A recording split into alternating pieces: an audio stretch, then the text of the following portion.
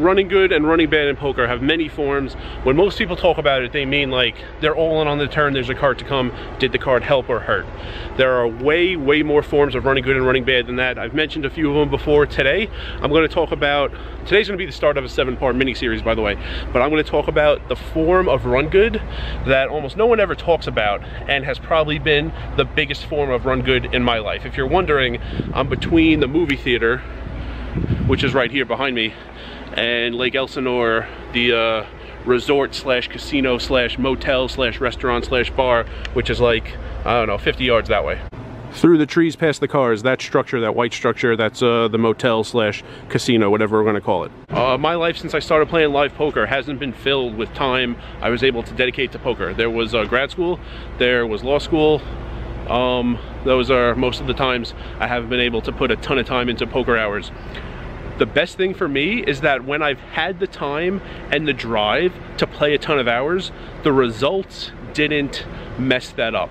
The results were either killer and I played even more than I thought, or the results were like slightly above average and I was still able to play a ton of hours. Like, I'm in law school playing on the weekends, and whether things go poorly or well wasn't a huge deal. I prefer to win, of course, but it wasn't a huge deal because I'm limited during the semester how many hours I could play. When the spring semester is over and I have months until the next fall semester and I could play a ton of hours, it would be terrible if things went poorly and I couldn't play tons of hours. There were some months I went for 300 hours and hit it. It doesn't happen by accident. Part of that is running well. Just having some all-ins go my way, having a lot of showdowns go my way, finding good games, finding social games. There's a lot I can do, but it's not that everything is within my control. Part of that has been running good. So this is the first video in the series. This is Wisconsin. So before I started playing live poker in Wisconsin, I played 4 times in my life in Foxwoods, and then I got a job in IT, I moved, I took the job, and then eventually about a year after those 4 Foxwoods sessions, I started playing live poker again, this time in Wisconsin. I'll show you the Wisconsin stats. Okay, from the beginning, as soon as my Foxwoods sessions were done, here we go. Milwaukee, Wisconsin. Blow it up a little so everyone could see it. And first thing to note is the first 8 sessions. So coupled with Foxwoods, which I don't remember exactly, but was about $1,500 of profit over about 25 hours. Coupled with this, in the green box, I won my first 12 sessions, which is huge. Which I don't think I've broken that since in my life, 12 winners in a row. But to look at these first 8 exactly, the total is $3,501 in about 71 hours. So I made about $50 an hour to start. Incredibly good start. Drop it down a little more to look at the entire picture here.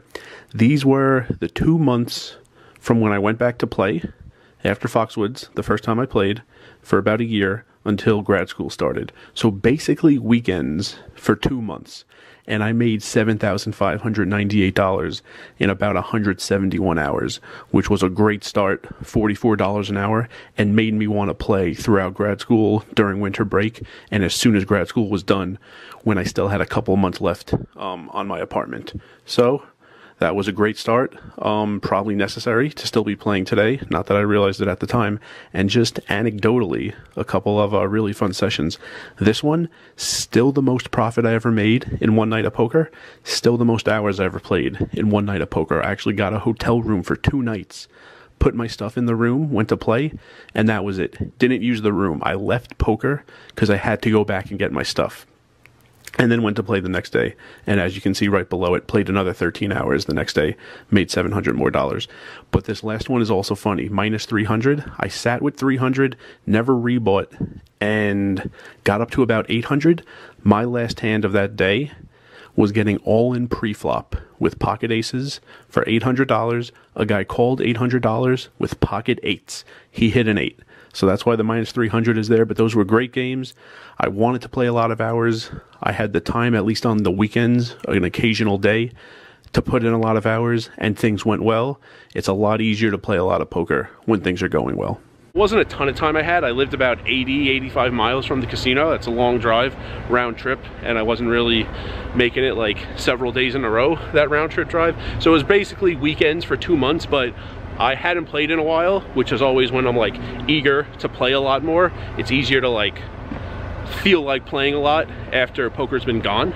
So I felt like playing a ton, and the results are like way better than I thought. I didn't expect to make anywhere near $7,600 in 8 weekends of poker that summer. So I had a lot of time. I was like driven. Black Friday kind of killed my like motivation to play a lot of poker.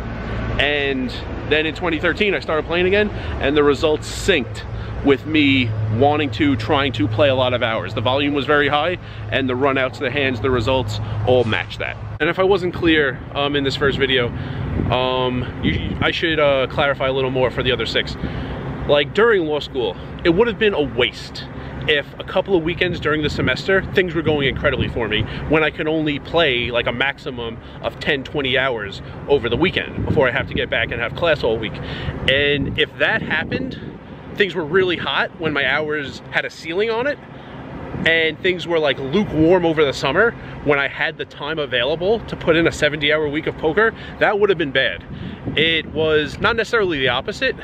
It wasn't like things were poor during the semester, but it was very valuable that in this scenario, the summer was killer. It was like white hot. I had a lot of time to put a lot of hours in. I could really maximize my volume with nothing else on my plate, and things were going well. It would have been really bad if during the semester I had a good Friday, a good Friday, a good Friday, like 3 weeks in a row during the fall semester, and then the summer comes and, you know, I can play like 850 hours over like 2.5 months of summer, and I was only making like $7 an hour. Things were like profitable, but like really poor. That would have been a disaster. That would have been a form of run bad that like no one talks about, especially when you're kind of between like playing full-time and playing part-time. So all these instances in my life, whether like all of a sudden I could play a ton, or it was like a new city, or it was like a new type of game, a new player pool, I didn't even know if I could win, all these new starts or like restarts, things went very, very well. I was able to maximize hours, maximize money, be very efficient,